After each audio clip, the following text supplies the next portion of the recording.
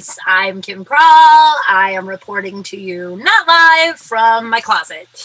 So this week, today, I am starting Crawling Up, which is a special twice a month segment of Crawl Space where I have a guest and I talk to them how they've crawled up. So that's like my fun play of words of leveling up. Today is the first episode. I'm usually going to be with the guest at this point, but because this episode was recorded a year ago, I wanted to preface that before we got into it. A year ago, right when the pandemic started, I started Crawl Space, as all of you know, and I also had a show on Dash Comedy Radio. And Dash Comedy Radio was like, hey, and my then show stopped with comedian Ken Gar. That show stopped, just pandemic stuff. And so I was going to have Crawl Space on Dash Comedy Live. So me and the guy who ran Dash Comedy, we put together this idea, and then we recorded the first episode. I had, so you'll hear my lovely producer, who is a very funny comedian, very dear friend of mine, Sarah Jackson. She's not really in it, but you'll hear her comment a little bit. And the reason why is that her role would have been sound engineer and like little commentate, you know what I mean? Like a Robin to the Howard Stern. That sounds weird to compare myself to Howard Stern, but you know what I mean. But so she's in there a little bit, but that's why she's sort of silent, is just because she's a producer and sound engineer, but you'll see her. I'm hoping to have her back. With the pandemic, she is doing some other stuff, but I'm hoping to have her back at some point in these episodes. First as a guest, because she's hilarious and has a lot of things to offer, a lot of funny shit and a lot of spiritual shit to offer. But my first, so a year ago, we created this show, and then I had my first guest, which you'll hear in a little bit, comedian Michael Malone. Michael Malone is just one of the most talented people I've ever met, one of the most engaging, talented people, and I was just honored. I was so scared to ask him. I was scared that he would be like, what? No, dude. But he was like, of course. And then it's actually turned out to be better that it wasn't on Dash, because on Dash, I only had 1 hour and we had like an hour and a half amazing conversation. So, and then at the end, after the conversation I had a year ago, I got Michael Malone back on Zoom, and we kind of recapped over what happened in the last year, and got some information on what he's up to. So without further ado, let's get into it. Here is the first Crawl Space, Crawling Up with Michael Malone. Or I guess, hold on. Not the first Crawl Space, you all understand. The first Crawling Up. Okay, without further ado, let's give, I don't know, here's Crawling Up with Michael Malone. I love you guys. Okay, bye. Malone? Yo, what's up? Hi. Oh. Hi. Hey, how are you? I'm so excited. She's really excited. This is the first time I've used Zoom. So you've never used. This is the first time in the whole pandemic you haven't used Zoom. I'm proud to say I've gone this whole pandemic without being on Zoom. I'm on Zoom every day. Yeah, I've not. I haven't seen anybody. You're the first humans you've seen outside your house? Well, no. I mean, I've been outside, but like fucking with this, like I have not done this in any capacity. I'm happy that we took your virginity. Yeah. This is Sarah, by the way. This is Malone. How are you? I'm good. How are you? Wonderful. Oh my God. I feel like such an old man. I was like typing in the numbers, and I'm like, I hope I'm doing this right. 8, 7. It's yeah. I had a family Zoom, and my uncle, who's like 65, was having a hard time with it, and everyone else. Yeah. It was the same thing. I was like, and then we FaceTimed, and I'm like, okay, show me what you're seeing. Now, in the meeting, and finally he was like, I don't care to be at this Zoom thing, okay? I don't need to be there. He's like, go back to the family. Yeah, that's pretty much how are you? I'm wonderful. I'm great. We're recording, by the way. Since it's not live, we're probably just gonna talk for a while, and then I'm gonna like piece stuff together if that's cool. All right. Yeah, that sounds great. Hey, so you're good?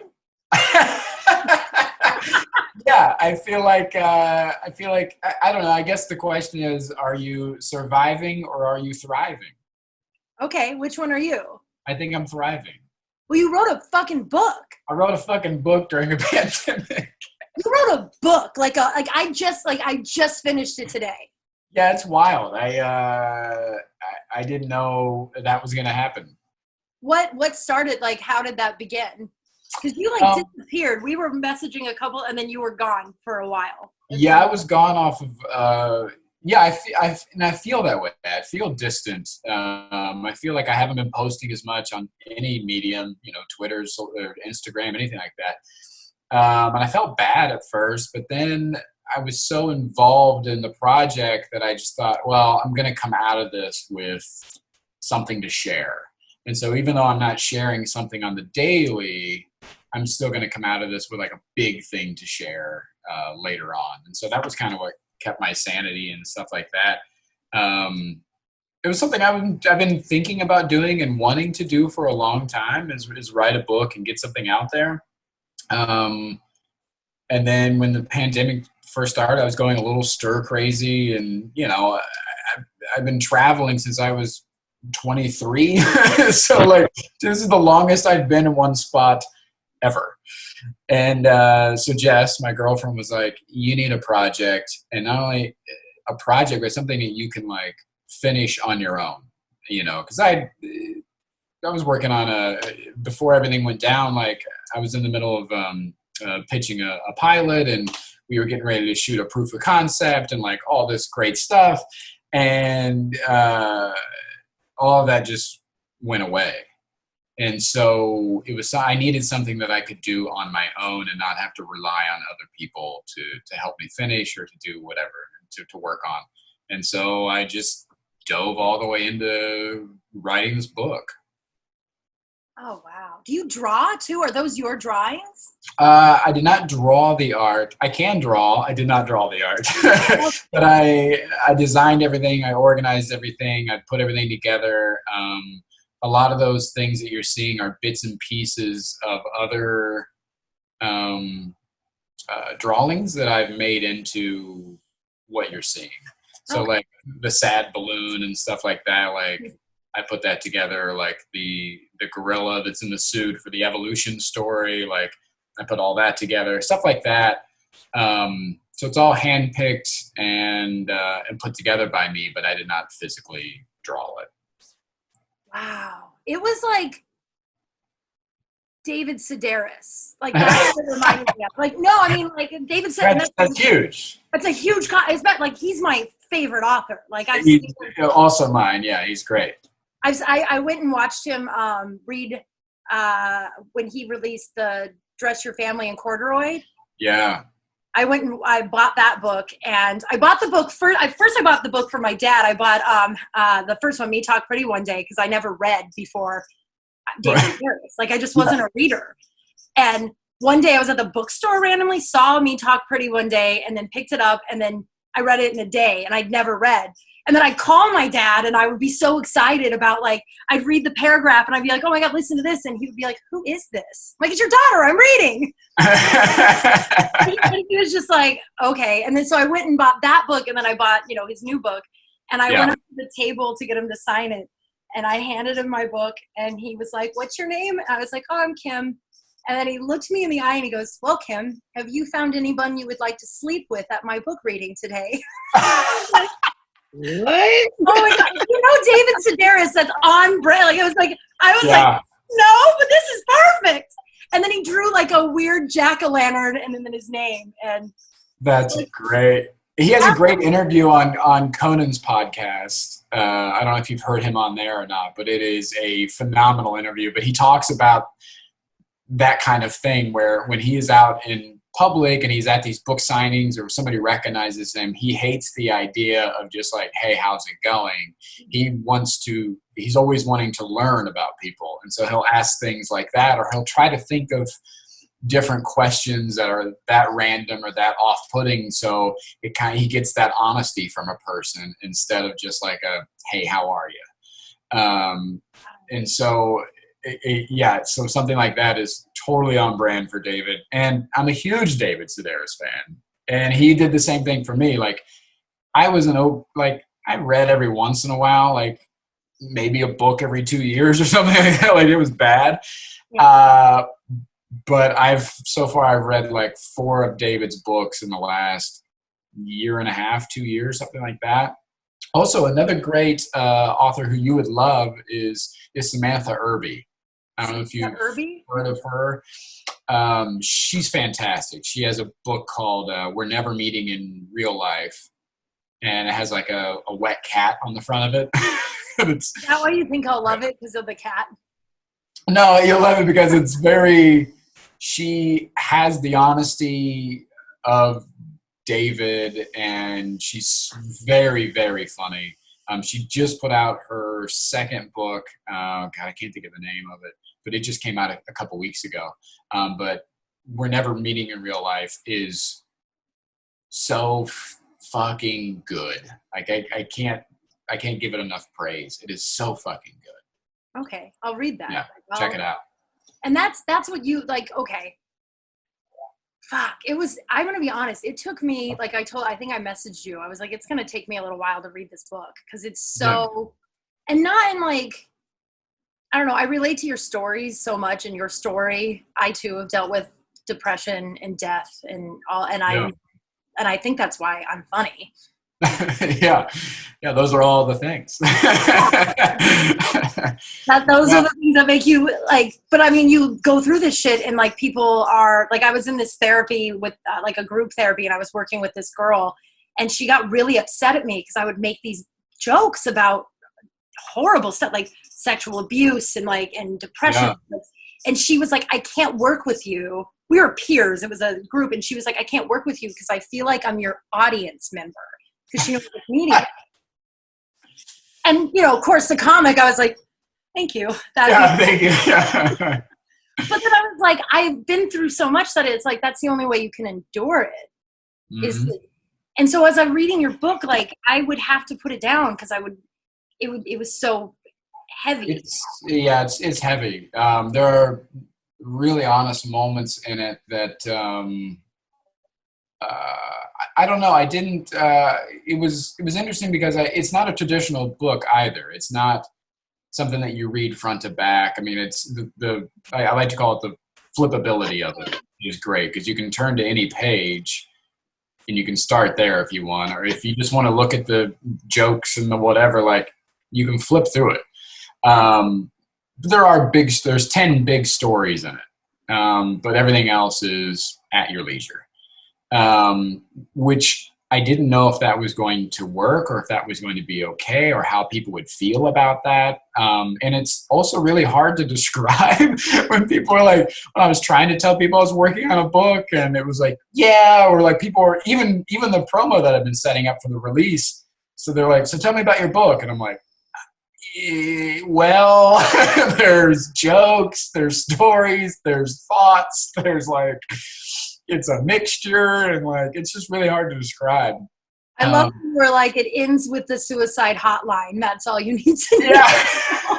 And it does. And I was like, but it ended that last story. Yeah.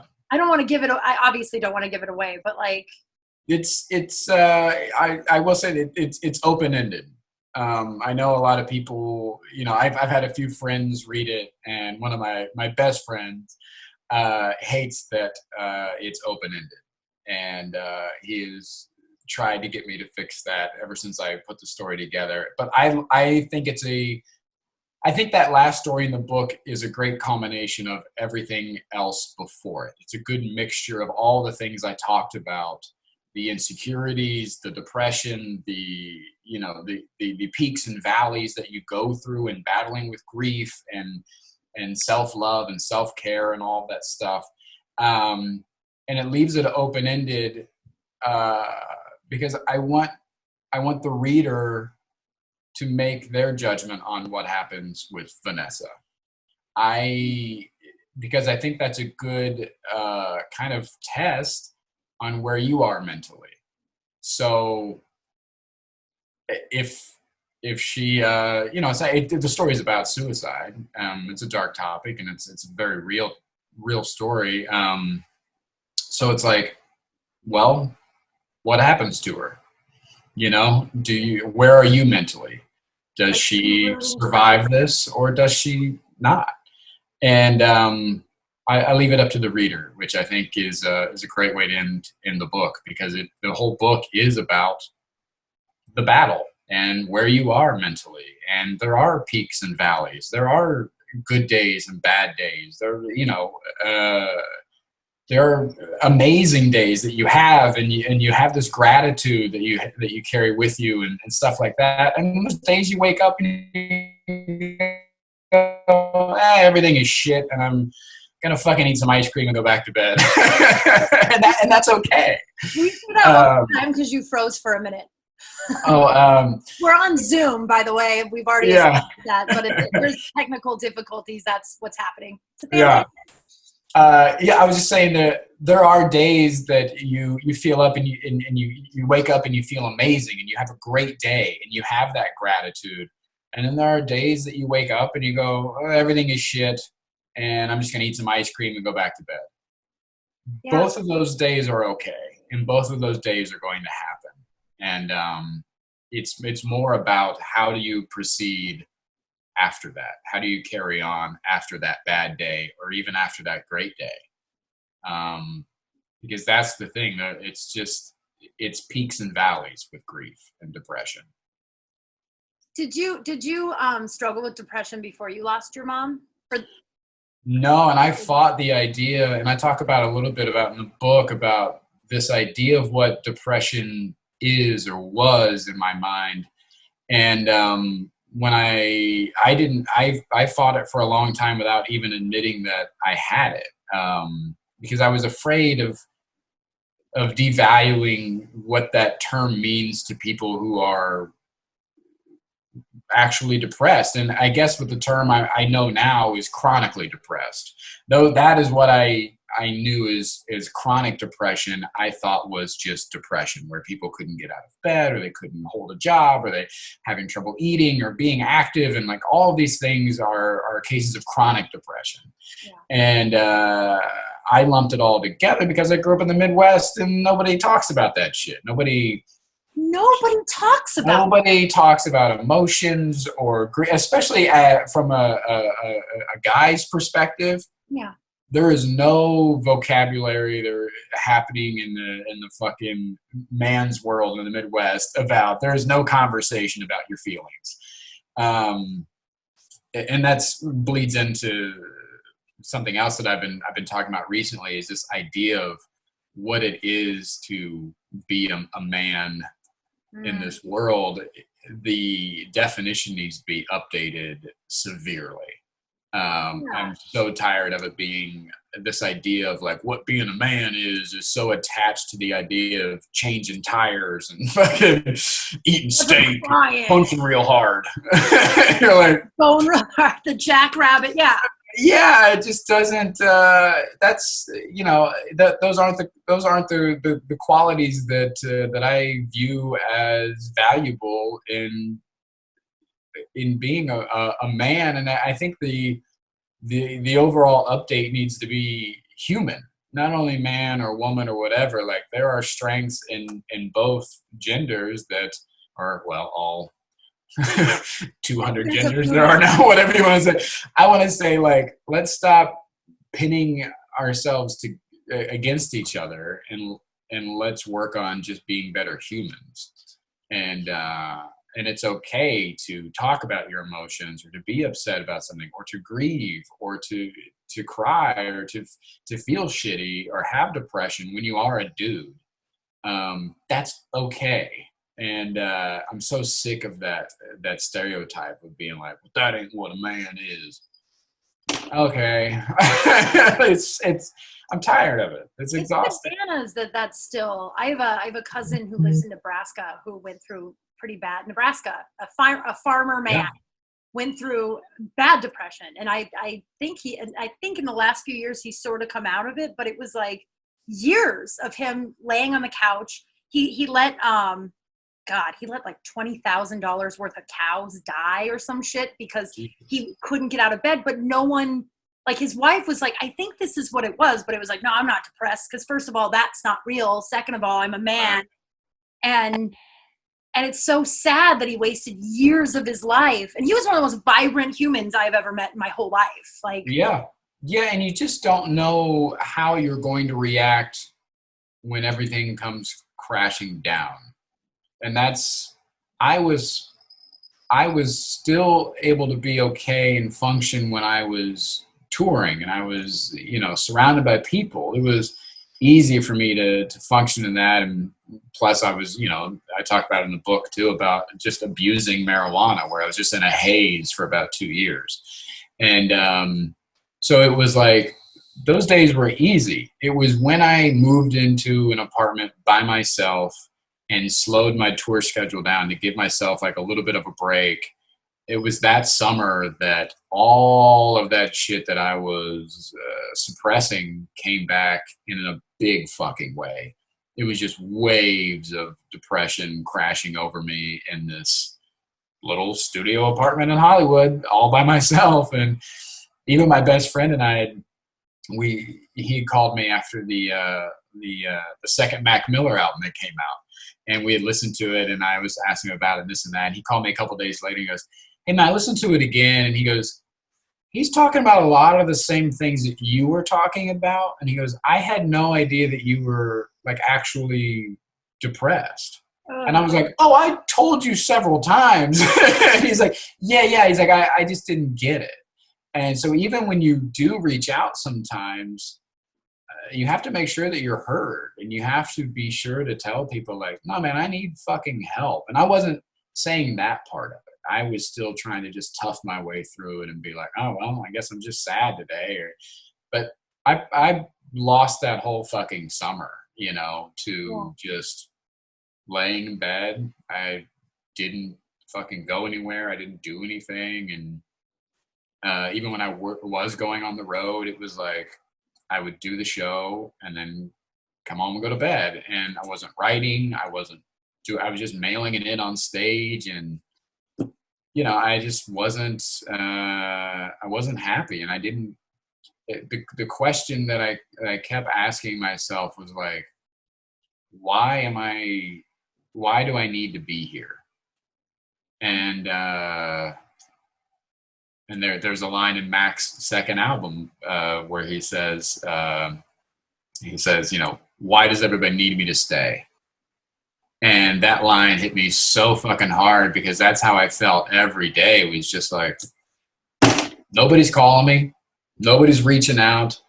Most of my family's dead. I'm not in a relationship with anybody. I don't have any kids. I don't have, like, what the fuck am I doing here? And at the time, like, I wasn't getting any acting work. I wasn't booking any gigs. I didn't have an agent or anything. I was just like, the fuck am I doing here? It just didn't add up for me. What you said about, I'm going to backtrack just a little bit. Yeah. What you said about when you reach out to people, I went through the same thing after my father passed away, depression, where I wanted to kill myself. Yeah. And I knew enough about mental illness, because I come from like a long line of mental illness, and I knew enough about it that I knew it wasn't my fault. I knew it was just right. My brain was broken, and I knew that I would kill myself if I didn't tell someone. And I went through a period where I was just literally telling anyone who would listen. And you're right. Some people I look at differently now, where I'm like, I went to you and said I was going to hurt myself, and you bought a shot of tequila and talked about your boyfriend. And then some people, it made they saved my life. Like, yeah. Like, well, Ken was one of those people. A good friend, Ken Gar. I talk about it in the book.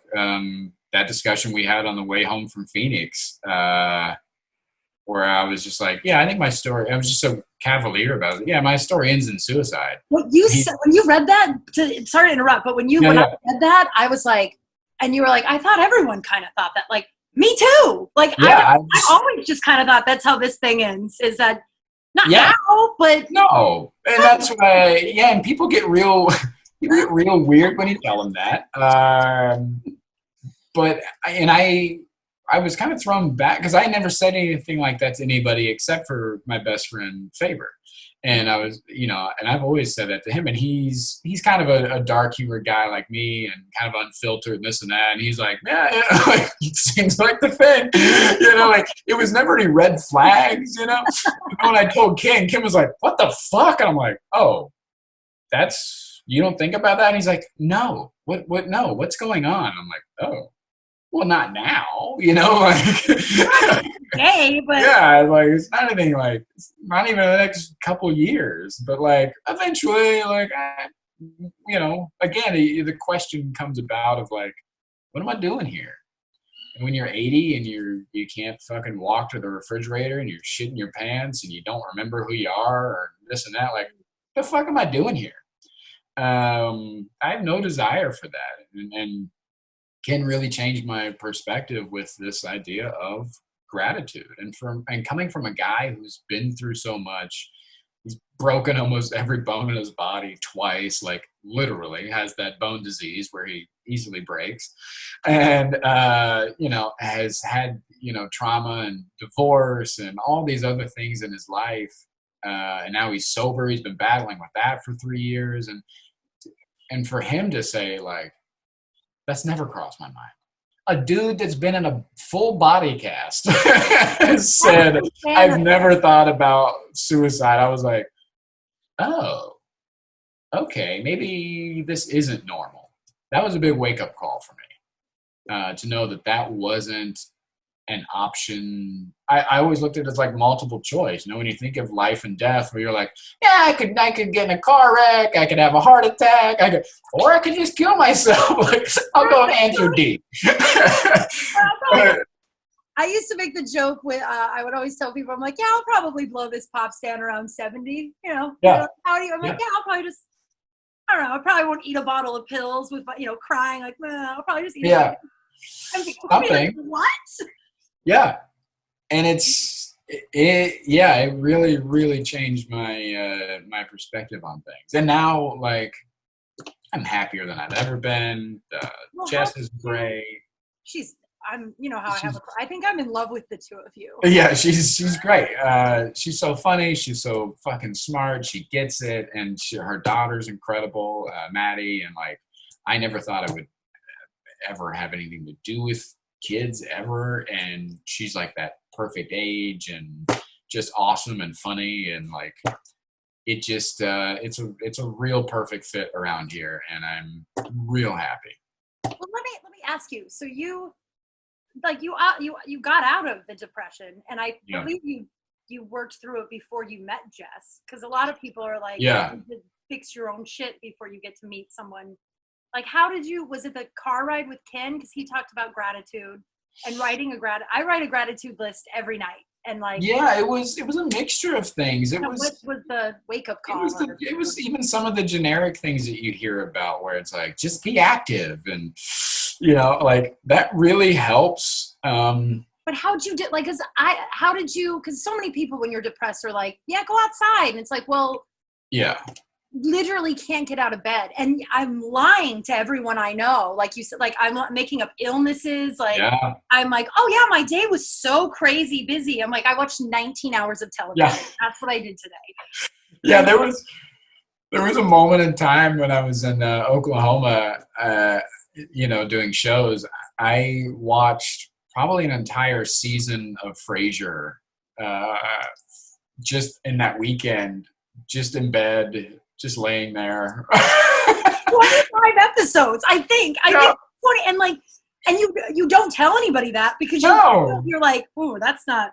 No, if you look at my social media from that fucking time, I'm like, great show tonight, had so much fun, like having a blast in Oklahoma and all that shit. So it's like, there's never any breadcrumbs, because I think there's a lot of that shame that comes with it too. Is you almost look at it as weakness, and I think that's a big issue that kind of goes into everything else that we were talking about earlier with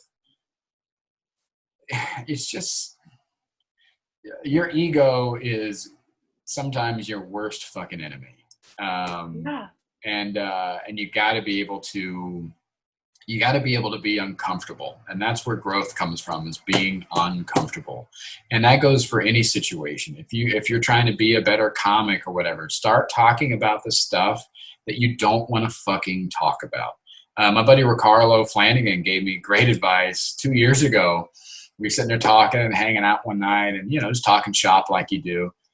And Ricardo goes, "Yo, Mike, all that shit that you're not talking about, that's the shit you need to be talking about." And I was like, it was a real fucking game changer for me. How did you break into that? Like, I had a similar, I was writing a one-woman show about my dead dad, but there's a lot of like dark abuse that my father did. My dad was a pretty scary man.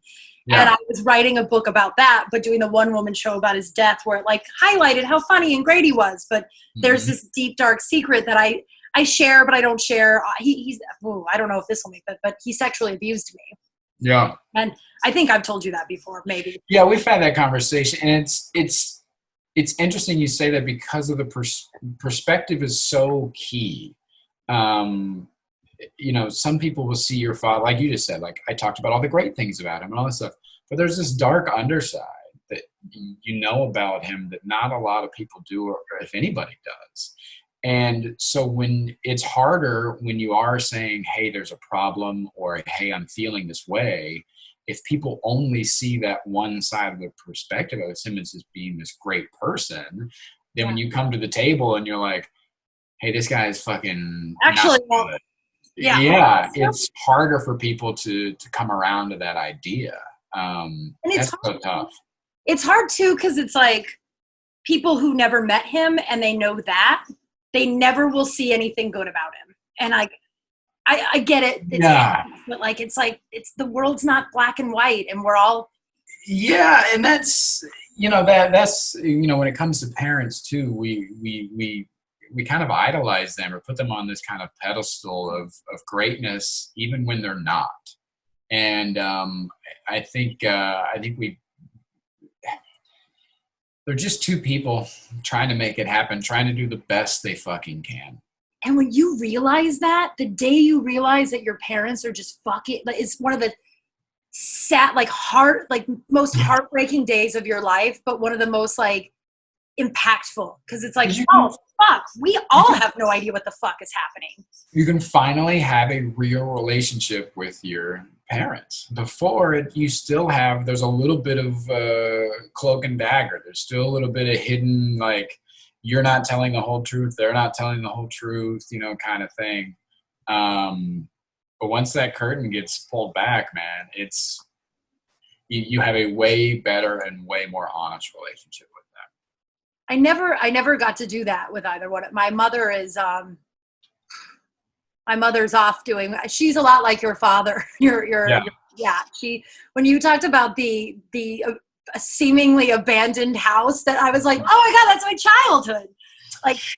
My mom just got arrested, I don't know, a couple of years ago, and my little brother goes, well, she got arrested. Did you ever meet her friend Grizzly? And I was like, no, I never met Grizzly. And but that was so I never, and my mom's off just still doing what she's doing the best she can, but I never happened to have that real perspective. Yeah. And I talk about it in that story, because I originally wrote the story and it was all kind of negative about my father. And I didn't think that was fair, because that wasn't who he was. Even the relationship you have with some of your closest friends, or relationships you've been in the past, you still don't know who that person really is, because you're only getting your own perspective of them. Everybody has a different idea of your identity, which is a hard thing to wrap around your fucking head. Is everybody that you meet in life, and everybody that you are close friends with or intimate with, and all these things, every single one of them has a different idea on who you are. And that was what I had to think about when writing that story. Something wasn't sitting right with me, and I was like, well, this isn't who my father was. And so I had to go back in, and I added that part about the perspective and about being like, okay, my father wasn't all, this wasn't his whole identity. He was a Vietnam War veteran. He was a great father to his other kids. He was, he was sober for the first 30 years of his life. He was this and that. Like, but unfortunately, that's not the man that I knew, that I got to experience. So I wanted to throw that in there because we do kind of, especially nowadays in this kind of cancel society that we live in, we get an idea of who somebody is, and then that just becomes their definition. There are very rarely anybody going back and being like, but he did a lot of good things, or what about this thing that she did back in the, it's once you are labeled or once you have that definition, it's all people see. And there's so many different sides of every person that we are just getting a small glimpse into part of who that person is. And I think it's important to remember that what you think of that person might not necessarily be what everybody else thinks of that person. Yeah, and also I look at that with my parents and their addictions. Like, think about like the struggle internally, because no one is inherently bad, like no one, it's like my mother was a fall down, go to jail, rehab alcoholic. Right. And like that lady was doing the very best she could. And like it was like never, once I realized too, like those two weren't doing it at me. Like, it was like, oh, they're just doing of course they want to be good parents. They're doing the best they can. It's right. Yeah, that's the thing is, a lot of times we take things, we feel targeted, or that we feel like this is aimed at me, or this is because of me, or, our ego brings that onto ourselves, when a lot of the times that anger or that sadness or whatever is happening in those moments are objective. They're just you just got caught up in those moments, and they're not aimed at you at all. They're not your fault. They're not towards you. They're not any of those things that you feel. And sometimes you just have to remove yourself from that situation. A lot of times when I'm making a decision, about what to do next, or, whatever, in those situations, I have to ask myself, what advice would I give a close friend of mine? And so it takes you out of the scenario and puts somebody else in, so you can have a more objective, so you can look at all of the angles without being attached to the emotion. So you have to remove yourself and go, okay, if this happened to my buddy Ken, what the fuck would I tell Ken to do? Well, I'd tell Ken to tell that person to fuck themselves, or I would tell Ken that maybe they didn't mean it this way, and to see, ask about this, or I would tell. And then you start going down, you open up all these different pathways to solving and healing and solutions, instead of dwelling on that emotion of anger or hurt or heartache or whatever you're experiencing. It allows you to free yourself of that and look at the whole scenario, which is hard to do. My therapist recently asked me if I was in charge, if my best friend came to me with all of my dating, how colorful my dating life is. Yeah. And all the, I'm really, in this pandemic, I've been really looking at it and really I'm not dating. Obviously I'm not going to date in this, but I'm not going to date for a while until I heal this thing. Cause I am picking my dad over and over again to try and heal that relationship. And my therapist was like, what if your best friend came to you and you were and she was dating these types of guys and you were in charge of her dating life? I was like, literally every single one of them. I would tell her, what the fuck are you thinking? Every single one of them. But it's wild what you justify when it happens to you, or it's wild. Yeah, because you give yourself a certain allowance to to behave that way, because in your mind you're like, oh, I know what I'm doing, or I have control, and you don't sometimes. I was on a I was when I got single, you know, I was in a relationship for 8 years. We were planning to get married, the whole deal. When I got single, I was not that great. Like You were a bad dude. I was out there. I wasn't a bad dude, but I definitely, like, I was very honest about, like, this isn't going anywhere. This isn't going to go anywhere. You know, like, Oh, that's fine. just hopping around and there was a moment where I had to, like, my buddy Fabe was like, he told me one time, telling me about the night before and this and that. He's like, what are you doing? I was like, what do you mean? I'm out here having fun. He's like, nah, what are you doing? I was like, is it too much? Is it, and he's like, yeah, what's going on, man? And pushing down. Yeah. And I had to really check myself and be like, what am I doing? What am I trying to prove? What am I trying to avoid? What is the goal here? And I had to slow way the fuck down and work on myself, because what you're not thinking about is the ripple effect of your actions to these other people. Even though I was being open and upfront about, like, hey, this isn't going to be like a relationship type situation, you're still coming into that person's life. You're still being intimate and sharing these really private moments with these people. And they're human just like you, and they feel just like you do.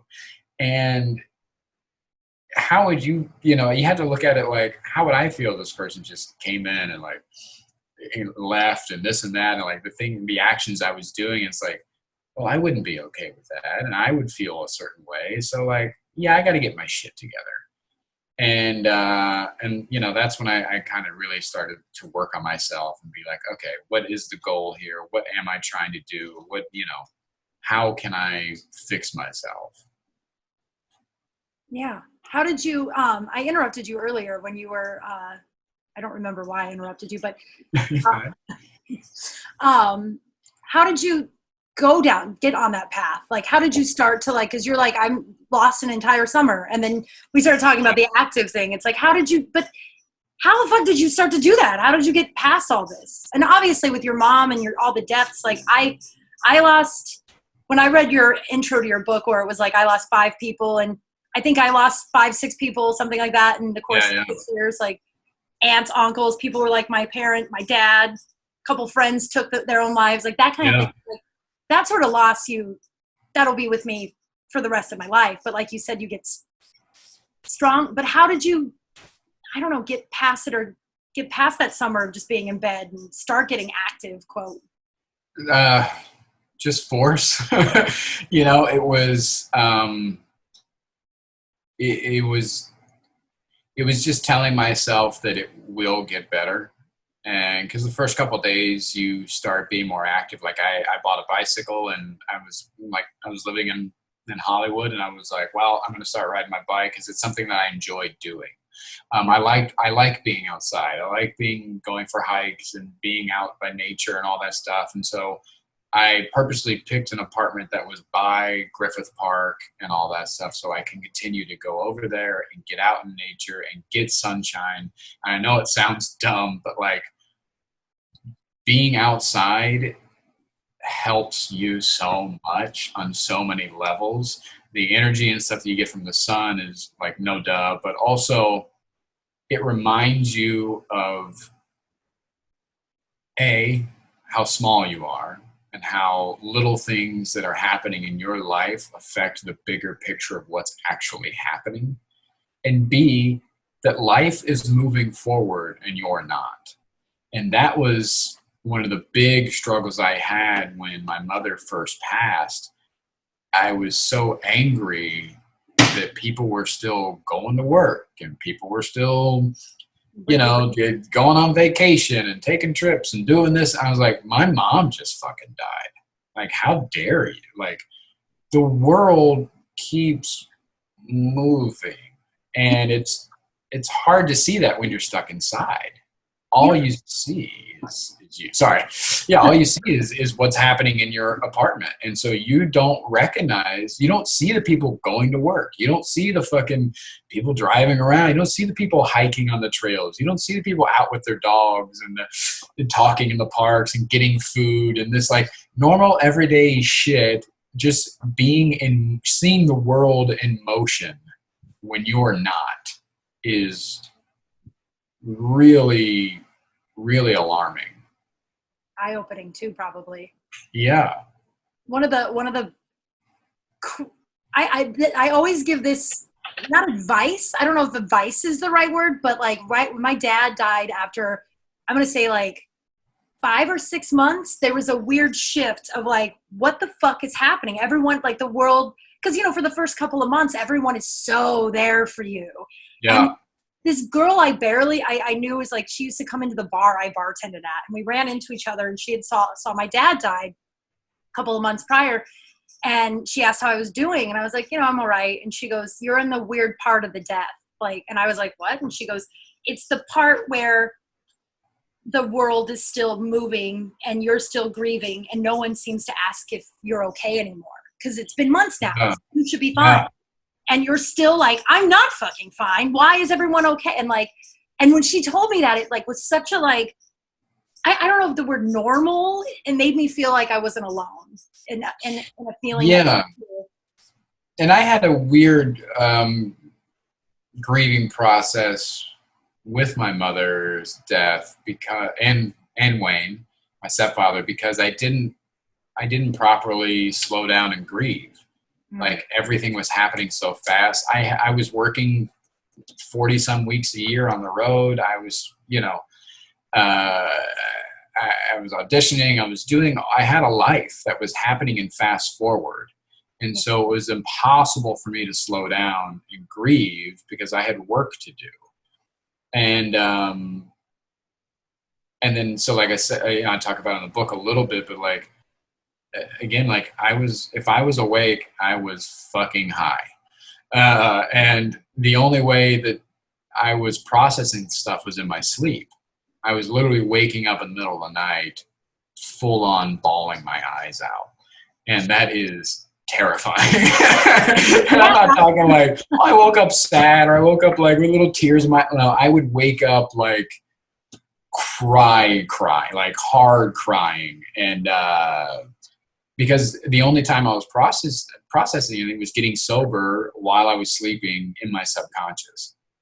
And so for me, when all of that stuff finally caught up, it was that summer. And yeah, it was, not only did everything else kind of keep moving around me after my mother died, but so did I.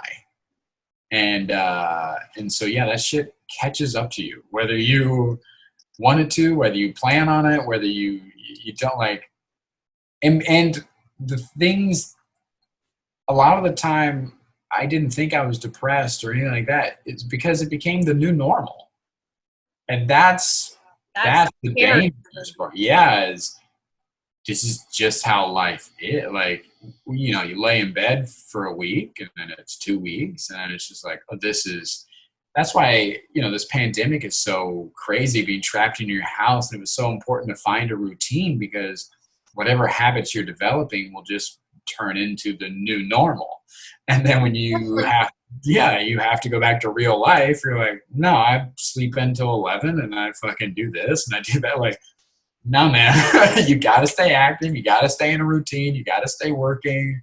That was one of the biggest fears in this whole pandemic, is that I struggle with depression and isolation. And like, I was like, you just clawed your way out of that. Like, I don't know how it's so dramatic, but like, I fought for my fucking life. Yeah. And like, now I'm like, oh God, now I'm being told I can just watch. And I'm not going to lie, TV is my drug. And like, I've watched a lot of it, but I've also started a show and I've worked out and like, but like, and I don't know. I think what besides telling literally anyone who would listen about how I wanted to kill myself, which isn't always great, but it saved my life, man. Like, I told anybody who would listen, like, I'm suicidal, I'm going to kill myself. So, and some people were like, ha ha ha. And some people, But Well, it's, you know, I talk a little bit about that, where there was a point in time where I feel like everybody was saying that.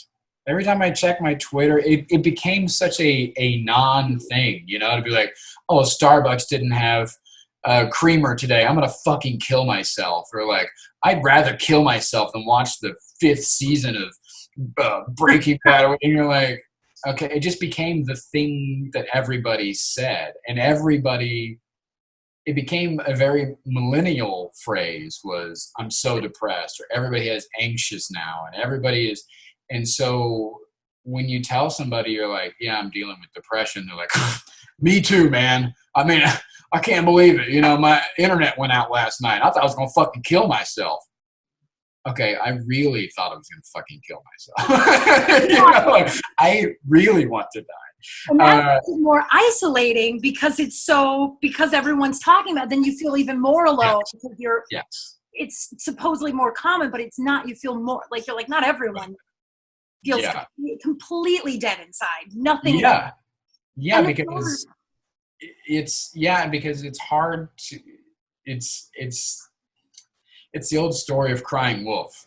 If everybody in town is crying wolf, but you actually saw a fucking wolf, who's gonna believe you? Did you just come up with that just now? No, the idea of crying wolf is an old fable. Yeah. But that analogy. Yeah, just that part. Yeah. Did you just come up with crying wolf right now? I appreciate how polite you were that you just decided to explain it instead of being like.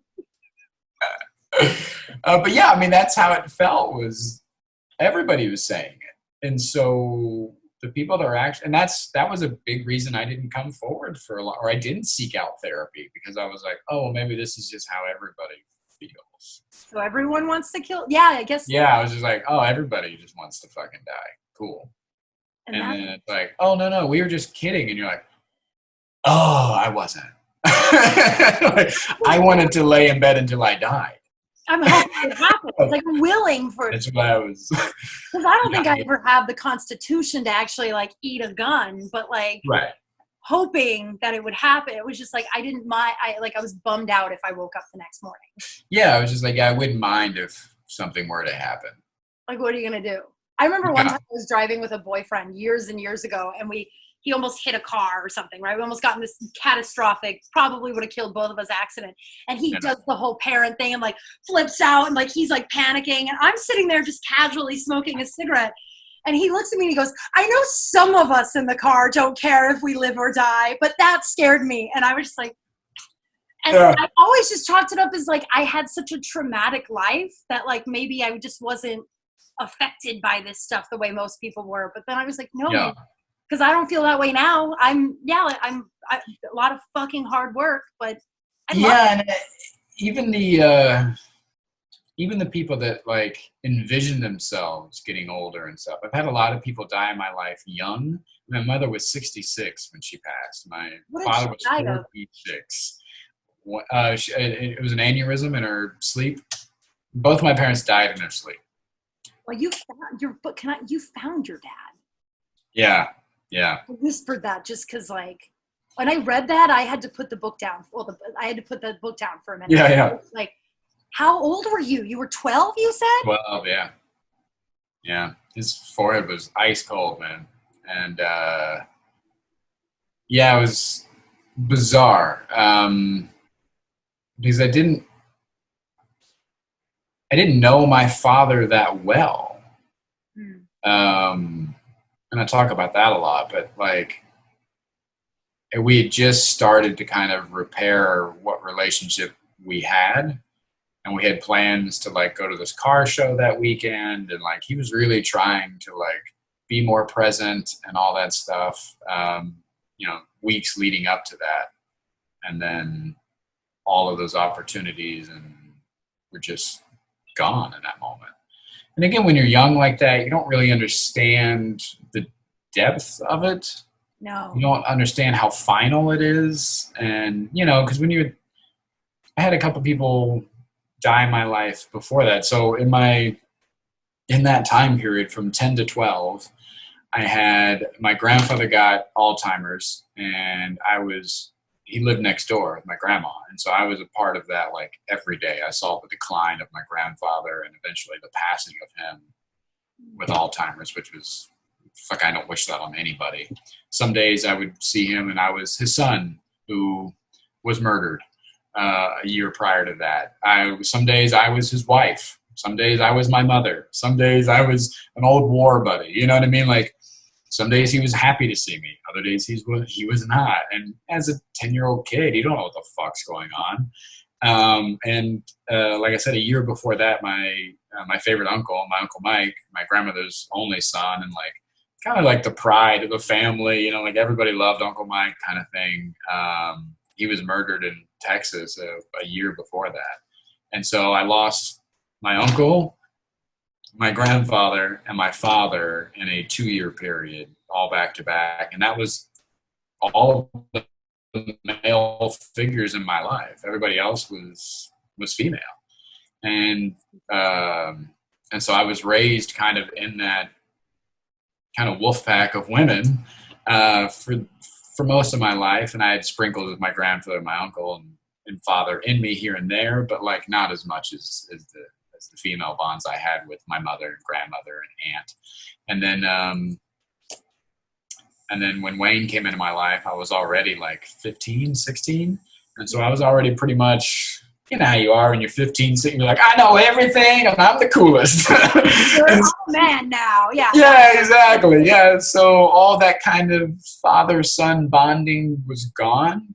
But the way he treated my mother was unlike anything I'd ever seen. He was so good to my mother. They clicked so well. They were so happy. And like Wayne was, I always refer to him as like the savior of my family. Like he came in and just kind of pieced things back together and kind of showed me what a man is supposed to be, how he provides, how he, you know, does all the things for my mother, made her smile, made her happy and all that stuff. And so I had a really strong male figure in my life, but it was at an age where I couldn't fully appreciate it until, you know, you look back, and especially with Maddie and Jess, and I'm seeing all these things, and I'm older now, and I'm like, oh, this is how Wayne felt. These are the things that Wayne came into, and you know, it's similar age and all that stuff. And yeah, I wish I could have conversations with him now when I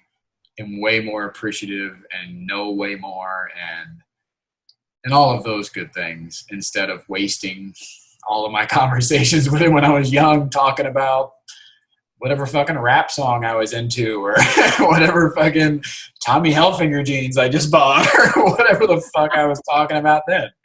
Well, you is like who you are now with Maddie. Like she probably is talking about the whatever teenage girls talk about, and you know exactly. that, like how much that means to you. Yeah. Like, think about how much that meant. Like hearing about your Tommy Hilfiger jeans probably meant the world to Wayne. Yeah. Yeah. So, but it's like that, like, and you rarely get that opportunity to have those conversations with people, you know. No, and I'm glad that I knew enough. You know, Wayne always talked about like adopting me, or like making it, or like changing my name, you know what I mean, to his and this and that. And I didn't go through with that because no matter good, bad, or in between, like I am my father's son. That's who I am. And even though Wayne did a good job taking up and raising me and doing all those good things, I'm my father's son, the good, the bad, the ugly, and all that shit.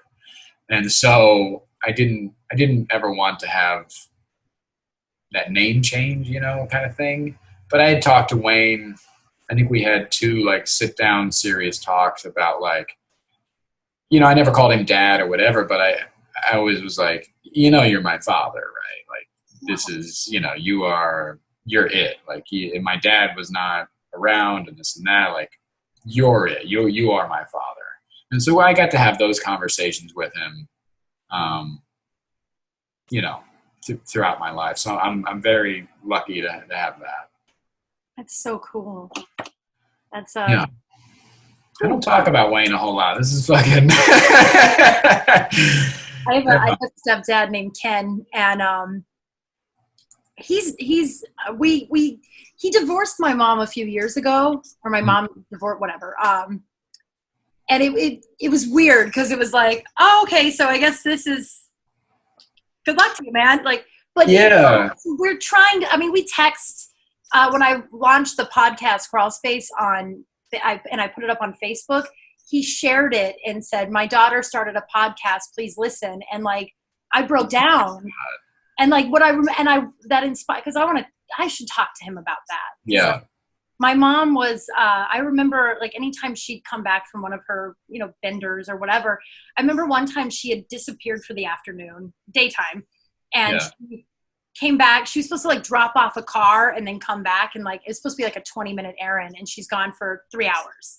Yeah. And lived in this old farmhouse, and she was an alcoholic, and she had fallen off, and she comes pulling up, and she comes walking down the dirt road, and I come running out, and she falls into the bushes, and I scream. I'm probably like 12, and I scream. Yeah. I don't know what to do. My mom's drunk. I don't know what to do. And my stepdad comes running out of the house, and it didn't mean anything then, but now I look back, he picked me up and made sure I was safe inside before he went outside and helped my mom. Yeah. And like, I watched her get arrested one time. She got DUI. I was in the car. That was fun. And I ran in the house. Like we pulled up to the same crazy farmhouse, and I look up, and there's like 6 cops. She lived in this really small town. There's 6 cops like lined up from her car. And I was like, Mom, there's like 6 cops outside. And she's like, and I knew she was being weird. We had driven from Denver, and she was telling me a bunch of weird stuff about her drug addiction that she had never been super open about. Yeah. And so we're driving, and I'm like, man, she's really talking a lot about cocaine. And I'm like 13, and I'm like, okay. So I like, Mom, there's a lot of cops outside the car. And she's like, get Ken. So, and that's my stepdad's name. And so I grab my dog, and we go inside, and I was like, Mom's getting arrested. And he was like, stay here. And I watched her get arrested, and that was a memory you never lose, right? And then he came in the house and just sat with me while she would like, I've never had a DUI, but I think you just stay for a while until someone comes and gets you. Yeah. And he just sat with me until I went to bed, and then he went and got my mom. And like those, like, I think I survived a lot of that shit because, like I always said, if I got married, Ken would walk me down the aisle. I don't think I've ever told him that. Yeah, and those conversations are important to have. My grandma tells me all the time, and my mom would tell me all the time that, like, Wayne talks about you and thinks about you as his own. Like, you would not know the difference if to hear him talk about you, and he was always so supportive. And there's an old video I came across of I was doing like a video blog back in the day when I was touring. I was like 27, 28. I'm at the Funny Bone in Dayton, and they came out to see the show or whatever. And afterwards, I'm taking the camera around, and I set up the camera after the show to videotape people buying DVDs and me signing stuff or whatever to like put at the end of the little vlog or whatever I was doing. Yeah. And in the corner of the little merch table is Wayne, and he's standing in the corner. And he's just watching people, and he's just kind of smiling, and like people are coming up and like taking pictures and stuff, and Wayne's just kind of like looking and just being there and just enjoying, seeing other people interact with me. And then later I take the camera over, and it's my mom and my grandmother sitting on this couch together, and they're laughing, and we have a little interaction. I turn around, and Wayne's there, and he's just kind of like smiling. He loved to just be a part of that. He loved just being there in those moments and seeing people react. And I think that's the same thing with Ken and you. He's so proud of just like people reacting and people enjoying you, and like that kind of pride you don't understand. You just don't have the perspective when you're young. You're like, fuck, he's standing in the corner, cool. And then you look back and you're like, oh man, it was much more than that. It's so much bigger than that. And you just don't know it at the time. Oh, I love that. Yeah. Thank you. In this pot, like this show is going to be much different than obviously the other one. I think I can already tell. One of the I'm having like a segment called Crawling Up, right? So leveling up and just like so like you were like a dream guest. Oh, thank you so like much. You were like a dream first guest, but I'm gonna switch gears a little bit. Yeah. Now it wouldn't be a Kim Kral show. Oh Jesus! If we didn't have the poop scoop. Oh my God! You're ruining such a beautiful thing. I know. I debated heavily. Like, I stayed up late debating internal debate. I was always going to bring it up, but I wasn't sure if I was going to warn you. I was like, oh, if you warn him, he's not going to come. Like, he'll come. He loves you. He won't come. He'll come. I'm like, if you word it this way, and I was like, I think Malone's my friend who does not enjoy it when I talk about shitting my pants. No, I'm out, dog. That's my cue. I could tell a poop story and then you could react to it. Or if you have a story, have you ever pooped your pants? No. You've never? No. That's a lie. That's not a lie. Started outside the Improv? No.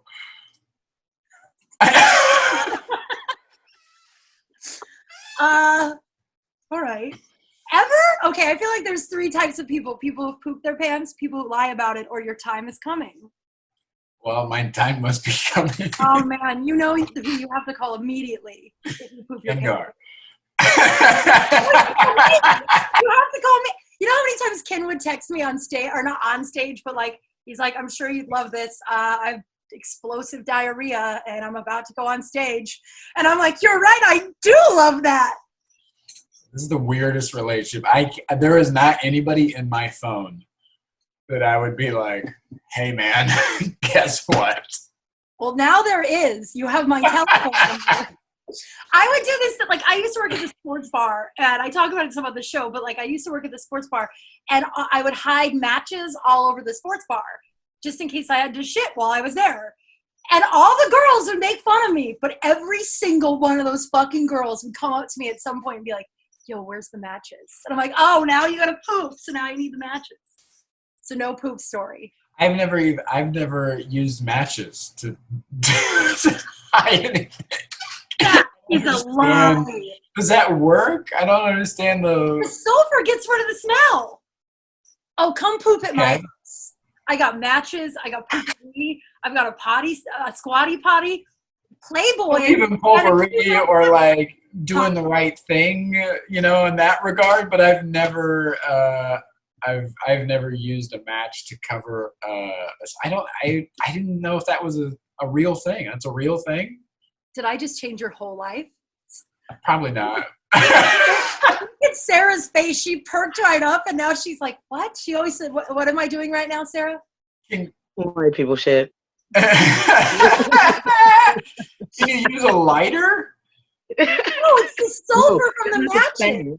Okay. It's the sulfur. So has nothing to do with fire. It has to do with sulfur. Once you blow out the match, it completely covers up the whole smell. Okay. I use it for my cat when he poops too. I'm gonna die alone. All right. I'm gonna buy a box of matches and test this theory, I guess. And who are you gonna call immediately after you do? Kengar. How dare you? How dare you? All right, then. Okay, we're gonna shift gear. I won't pressure you into telling me about your actual time you pooped your pants because I don't believe you. Sure. Ever? No. He's a perfect poop. I just You poop every day? Yeah. How many times? I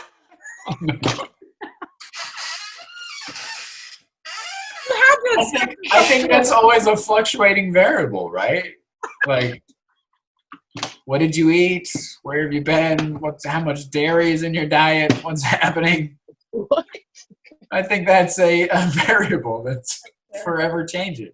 I was so excited to have you on today that I pooped like 6 times this morning. That's insane. That's too much. That's too much. You should see a doctor. That's too much, I think. It's not even 2 p.m. That's too much. Wow. I mean, it's 7. I mean, there had to have been a part of you that knew that there was going to be, like, I don't know if you knew what to expect when you called in, but... Of course. But we were off to we were having such a. I was like, oh, this is great, and then you were like, wait before you go. Oh, no, I have one more before you go. I have one more, but this one's a little bit more.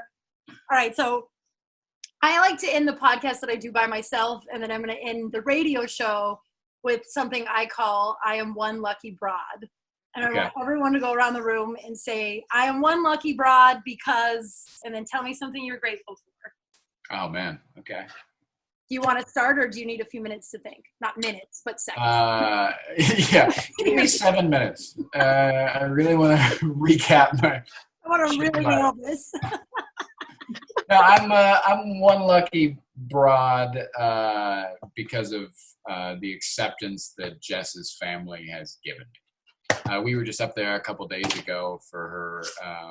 Now that the COVID thing's kind of lightening up and stuff, and we still kept 6 feet apart and had masks and all that stuff and washed our hands. But her stepfather's birthday was on Sunday, and so Monday we drove up there to Palmdale where they are and surprised him, and we all hung out that afternoon, and we spent probably 5 or 6 hours there, and felt like 5 or 6 minutes. Her family has been so cool with me and so open, and they are so fun to be around and stuff. This past Christmas was my first time kind of around a family in a little while.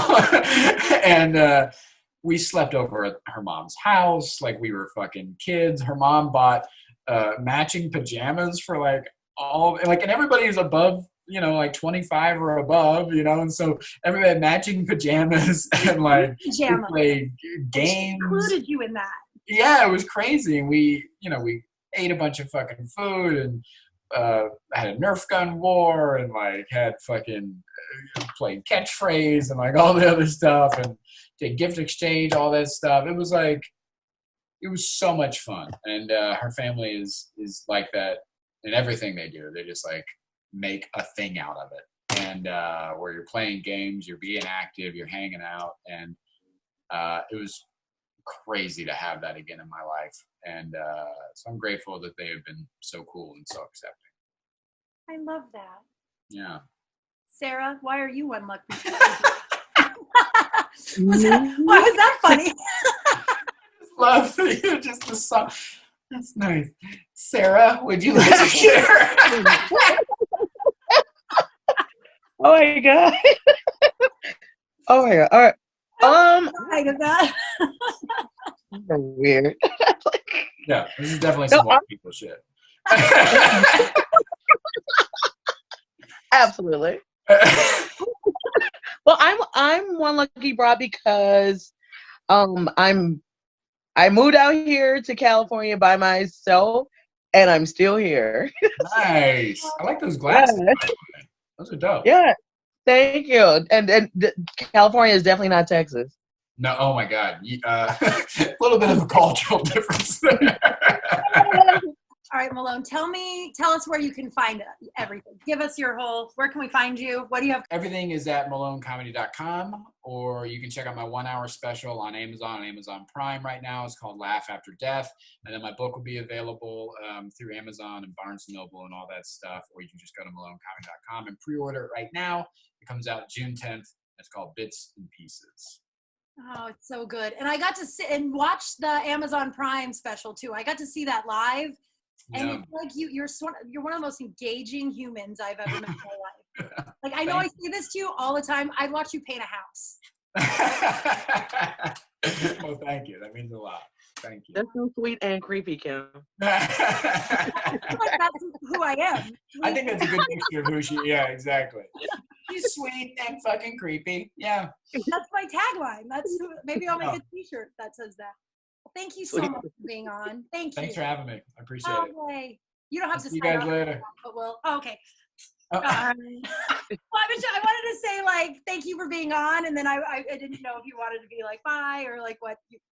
Yeah, that's usually how it goes, right? I don't know how to be around. I don't know how I'm going to be around humans soon. Yeah. I've tried in every grocery store I've been in since the pandemic. Oh my gosh. All right, guys. Take care. Thanks for having me. Oh, it's so good seeing you. I'll see you soon. Bye. Bye. Bye. All right, so we're back here with Michael Malone. It's been like a year since we filmed that last one, right? Yeah, it was last March, and it's been a year. And I love that the episode is like timeless because like my fear is that we were going to talk about like we talked about the pandemic, which is so funny because we had no idea. We had no fucking idea. Right, it was just like a 3-week pandemic, we thought, and now here we are. Yeah, it's like later. still, but you're still good. Have you gotten vaccinated yet? I did. I got my first shot. Yay! How did it feel? It was great. It was nothing, It was like getting a flu shot. My arm was a little sore than it usually is when I get a flu shot, but like other than that, it was fine. Nothing crazy. Yeah, I'm supposed to get my second one on Thursday of this week, and fully vaxxed. I know, and like I'm told. So I don't know if you know this. I have long hauler COVID. So I got COVID in October, and I was sick for like 4 months, and I'm still not great. Like I can't really breathe. I'm still on some kind of meds here and there. Like whatever. Oh my God. Totally sucks. Like I worked at a bar that they were a little laxed on some of I have a few listeners that went to said bar. So I feel weird throwing them under the bus, but I feel like I maybe should because that's the reason I haven't been touring, because people are like, there's certain comedy clubs you can still do it. I'm like, yeah, you're trusting these clubs that still pay like quote unquote summer money. And like a lot of times they're just like paying people under the table, like breaking rules left and right. And you're like, those are the people you're trusting to put the guidelines to like this. Nah, I'm good, man. I'll just wait. It's not like if I would have known what was going to happen, like my whole life may be different now, right? Like my whole, like they're saying like long haulers, they just, thank God. The good news is they're actually starting to care about us. Whereas the first like 9 months of it was just like, well, you're not, like every time I went to the ER, it was basically like, yo, you're not dying. So we don't go home and do your best. And there were nights where I was like, I feel like that's American healthcare in general. It's just like, you're not currently dying. So just chill. Like, yeah. And if you are going to die, like call 911 and you're like, that'll cost me 10 grand. They're like, I don't know what to tell you. You're just like, but now but I'm told they're doing studies that people with long hauler COVID, once they get vaxxed too, they're really? Like, they feel night and day. Like some people are even like, I haven't felt this good in 20 years. So I'm like, wow. Everybody manifest that for me because I would love to. What a great name for a comedy special too is Fully Vaxxed. Kim Kral, Fully Vaxxed. I love that. So will you start touring again once you're fully vaxxed? Yes, I'm gonna. It's looking like I'm gonna try and tour this fall. So I'm still I think it's still gonna be a little bit of time because my second shot isn't for another month. I get on the 24th of April, and then they say there's like a 2-week waiting period after that. So now you're pretty much in summer, and like, by the time things slowly start to open up and blah blah blah. So it's like, I think going back on tour in the fall is so possible. I can't wait. You can't, okay? Because I know some people are like. I go back and forth. Some people are like, I'm kind of scared for the world to reopen, and not like for like COVID reasons, but just like we're all like, I don't know about you. I'm who we're talking to right now. I'm a whole different person than I was when we recorded the other one last year. Like, yeah, true. And yeah, it's more so I'm not scared of the disease anymore. I'm scared of the American people. Like I don't want to talk to a lot of them. So bad. It's so bad. People are so fucking dumb, dude. And we've like uncovered all of this new dumbness. And we already knew there was like some dumbness out there, but this pandemic and this presidency and election, all that has really uncovered deep levels of stupidity in this country where I'm like, oh, I don't like most of you. At least 74 million of you? I'm good, dog. And those are people who are going to go to your shows in the middle of nowhere, right? Right. I don't want to talk to you afterwards because you're right. I knew some people were dumb, but after this year, it's like, not only are we dumb, we're real racist. Like we're racist, oh my God. We're dumb. Yeah. Like we had 2 shootings in the last 2 weeks, and there are people's reactions that were quote, but they can't have my guns. People are dead, and you're worried about your gun. And no one was mentioning your gun, sir. They were just mentioning, like, maybe dead people. Background check. Like, Yeah. like, Yeah, there's been something like it's over 114 shootings in the past 90 days here in America.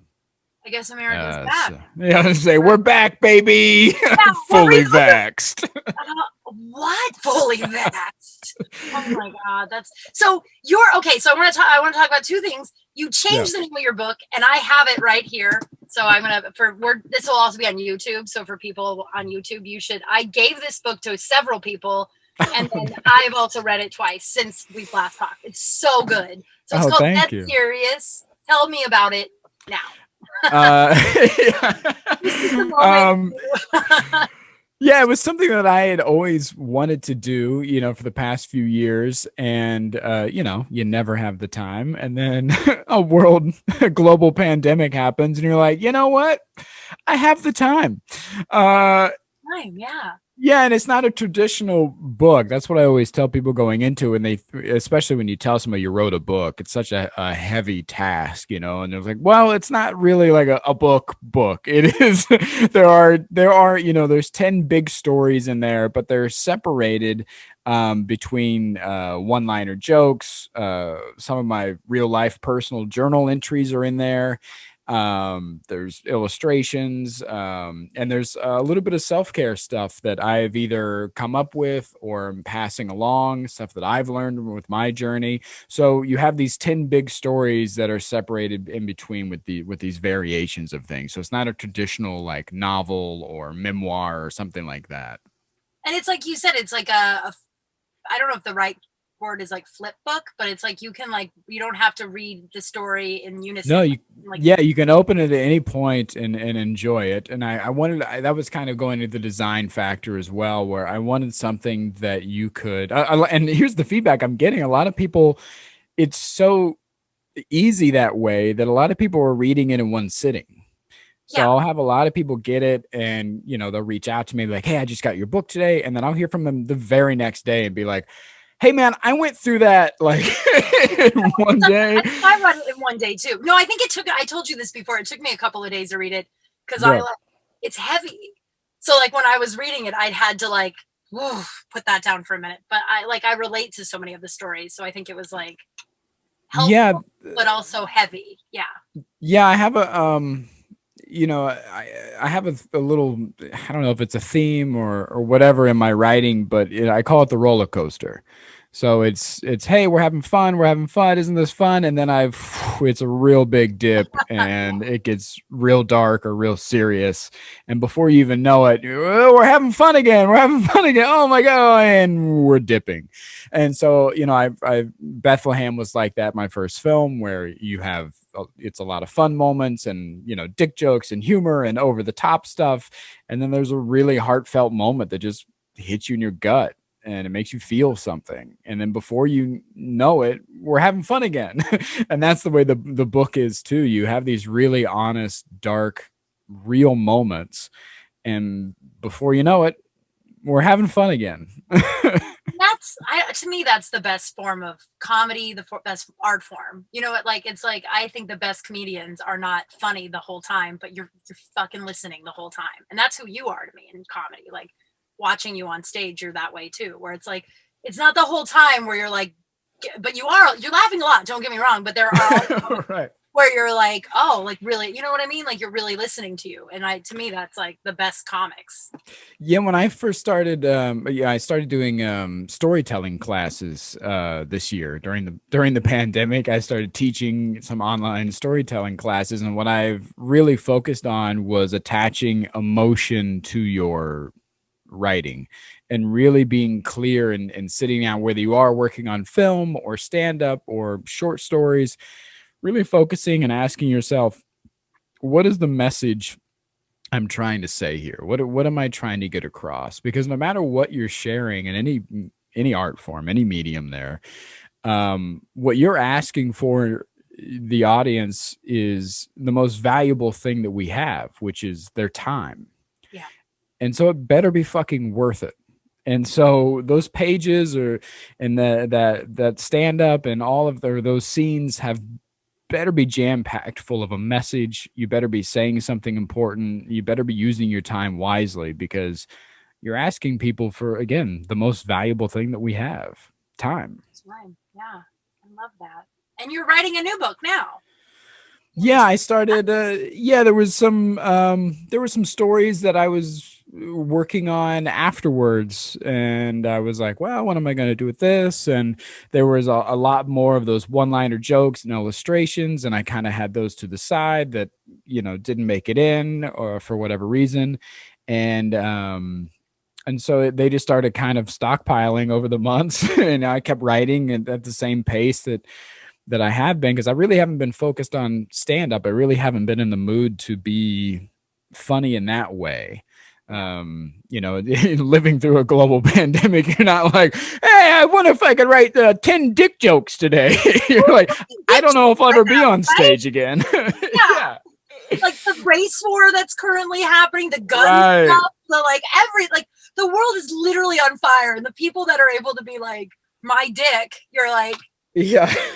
I don't know if I envy them or I'm grateful I'm not them. You know what I mean? Yeah, it's been such a dark, weird time. And again, to go back to it, it's been such a revealing time for America too. Like with QAnon and all this stuff, again, like this new level of stupidity that we're just like, all right, it's just been a lot to take in. So the last thing on my mind has been writing jokey jokes that I could do to entertain, 30 people on a patio show, maybe, that I'll get to do at some point in the summer.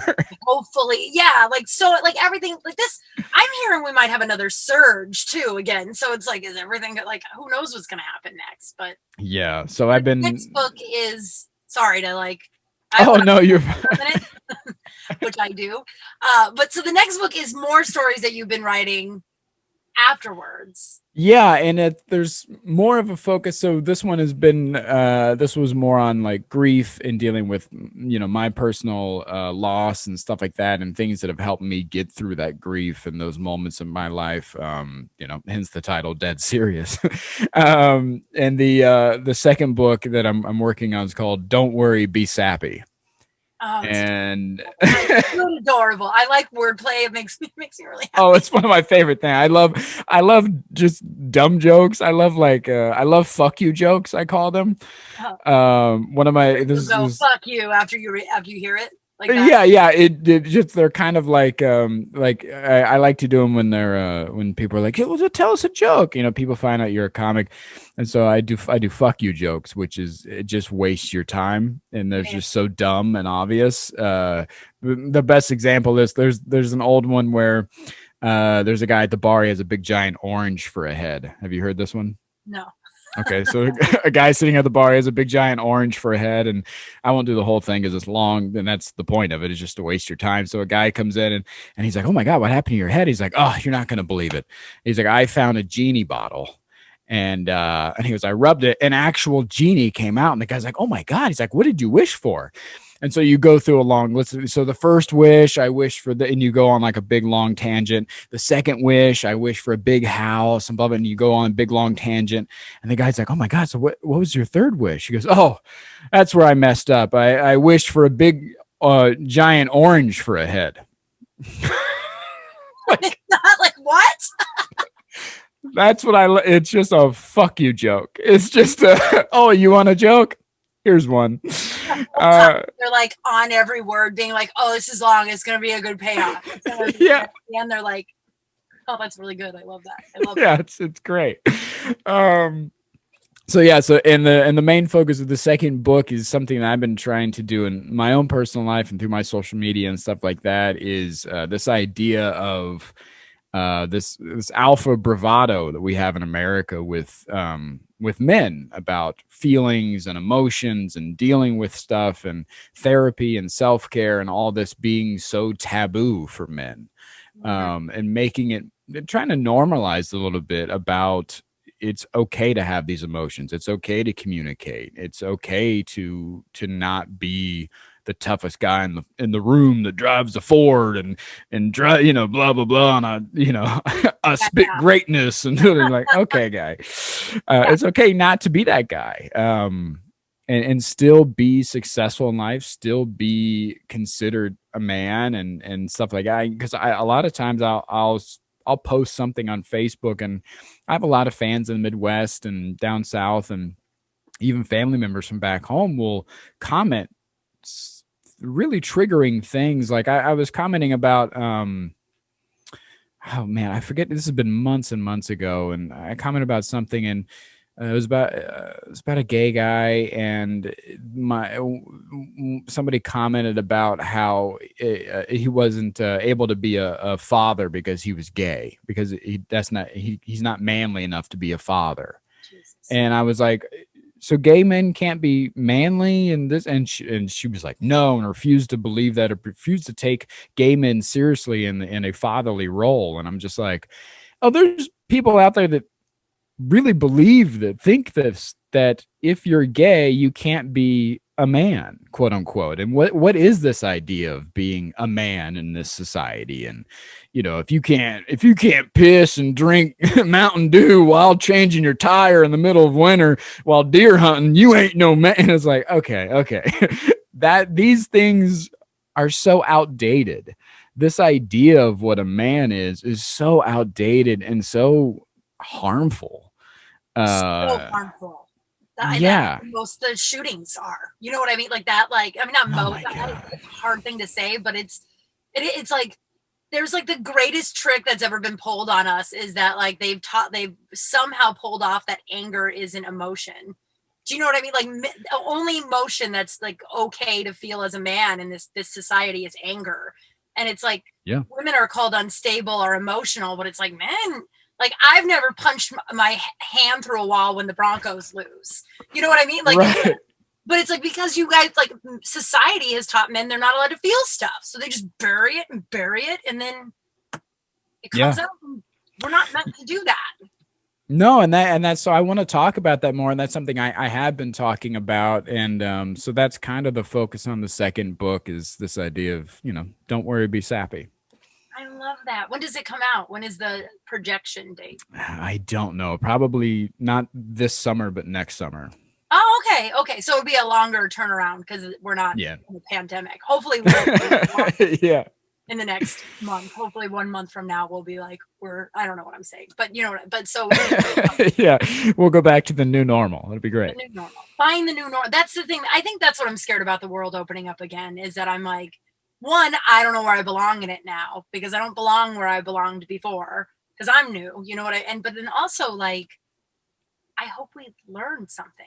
Like, I hope when I bartended, it was like the best and the worst of people. Like, some of you, like, that's it. There were some really wonderful people, and then there were really terrible people that you're like, did we not learn it? 500,000 Americans are dead. Did we not learn anything, guys? Like, I think, you know, for all of the bad shit that has happened, I think it has, you know, and I've been saying this about the Trump presidency altogether, it's really shown us the snakes in the grass. You know, all this progress that I thought that we had made through the Obama presidency, man, this other administration really shed a light on where we really are. And I think that's both good and bad. Now we know what we're up against in a more real way. You know, I have a podcast called Malone, and I'm having more serious conversations than before. And I was looking for a platform to do that. And a lot of the people that I'm talking to, you know, I'm talking to spiritual gurus and activists and all this crazy stuff. And what I'm finding out is just that we are nowhere near where I thought we were. And that's not necessarily a bad thing. It's just kind of, we just have a more real picture of the work that needs to be done ahead. Which is more important. I think that's more important. I think change can't happen if we're not aware of how bad it is. Right. Yeah. I mean, you know, one of the things I was talking about with an activist for the African American community was this idea of ownership. One of the things that hold us back with racism is just that, is not accepting that we have racism. We have problems that are racially, biased in this country. And the first step to any problem solving is accepting it and admitting it. And America refuses still, after all this time. We talk about racism like it's an old thing. We always bring up slavery, and you don't have to go back that far. And it's not that far either. But you're right. We don't have to go that. We don't have to go. I mean, right now, currently, yes, like we can go back now. Like, yes, we're living it. And if you're looking for more pinpointed thing or more loud, whatever, these events through history, think about segregation and all that, and schooling and different drinking fountains. That was all in the 60s. Yeah. That's less than 50 years ago that we were having these bigger moments that quote unquote you're talking about. And this idea of the other talks that I get into about racism is this idea that it's all new, that everybody's blaming it on on Trump, and it's not new. It's just being broadcast. It's on your Facebook feed now. People have phones in their cameras, or their cameras in their phone. So yeah, it's not new. Just people hadn't had that technology before. So all of this has been happening for decades. We're just, now it's just in your fucking pocket, dude. Now you're looking at it on your lunch break. Like that's the difference. And people now have like social media that they think that their opinion should be said. And some of those opinions are bad opinions, or not, like a racist opinion. And so it's like, social media gives people a platform to talk about these things. When I guess they did with Facebook a long time ago, but when Facebook first started, it wasn't about this. It was your college, whatever, and like your family. And now it's like, no, I'm going to get into a government fight about this. Yeah. People are so politically motivated these days. My girlfriend has she just turned 14, and for Halloween she had a couple. Your girlfriend's daughter. It sounded like you said my girlfriend turned 14, so I want to like. It was my girlfriend's daughter is 14. Phone. 98. Yes, my girlfriend's daughter is 14, and her and her friends were over for Halloween. She had a couple friends over, and we overheard a discussion they were having about toxic masculinity in this country, the idea of men wearing dresses and how acceptable that is, cultural appropriation, trans rights. These were conversations they were just having while having pizza and fucking Mountain Dew why they didn't think we were listening. You know what I mean? Like, more people and younger people are getting politically activated and getting plugged in right now. And I think that's great. I talk about all the time about how much hope I have in the generation coming up behind us, this TikTok generation. Yeah. I think that's the generation where we're going to see real change. We've been held back by gatekeepers. The generation before us was all, they were held back by much stricter generations, and it keeps getting passed down. It keeps getting looser and looser. So we've had the same questions that the kids behind us are fighting for now. You're seeing it now, people under 30 are living in fucking vans because they're refusing to buy houses. They're not getting married as much. They're not going to church. They're marching more. They're doing all of these things that we were brought up and we had questioned, but the gatekeepers wouldn't allow us to change. Why do I have to go to church? Why do I have to get married? Why do I have to have kids by 25? Why am I doing why do I have to go and get a 9 to 5? Why am I going to college? And the gatekeepers before, our parents and people older than them, were just like, well, that's what your brother did, and that's what my dad did, and that's what we do, and you just never got past that. But the generation behind us, who are having those same questions we had, those same questions and doubt, are going to be asking us soon, hey, can we change this? Hey, why do we do this? Hey, can we make this different? And we're going to be like, fuck yeah. I've been waiting to do that. Thank you. I love that they were just sitting, like a bunch of 14-year-olds were just sitting around eating pizza, talking about trans rights. It was incredible. That says so much about how you guys are raising her too, like that shows like that not only it's like that it's a progressive home, but it's also a home that you're allowed to talk about questions that you have. And that is also, like I didn't really have that home where you were allowed to like, hey, so I have some questions about why, a man and another man want to get married without being shut down that like it's wrong when, like I grew up in a very conservative home but you couldn't just ask questions or like form it. Like when I told my dad I was pro-choice, he didn't talk to me for like a week. Yeah, you have a lot of that strictness, and unfortunately, a lot of that bleeds over from the religious narrative here in this country, which is wild. Yeah, Jesus wasn't white, and he certainly never talked about abortion or being gay. Everyone needs to. It's so stupid to me. It makes me so like that fires me up so much. I'm like, I'm sure Jesus was a guy. I bet he was a guy, and I bet when he was like, "I'm the son of God," he means like, so are you. Like, I'm a child of God. So we're all.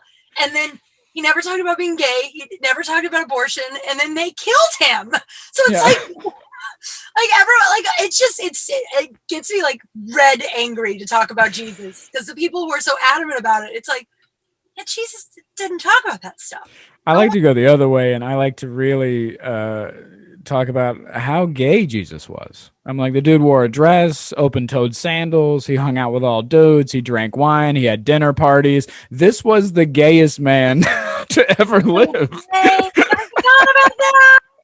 He had a long, beautiful hair. Like, oh, I love that so much. He got nailed by a bunch of soldiers. I mean, this is the gayest dude in history. In history. Oh, I love it. Nailed by that was a good like,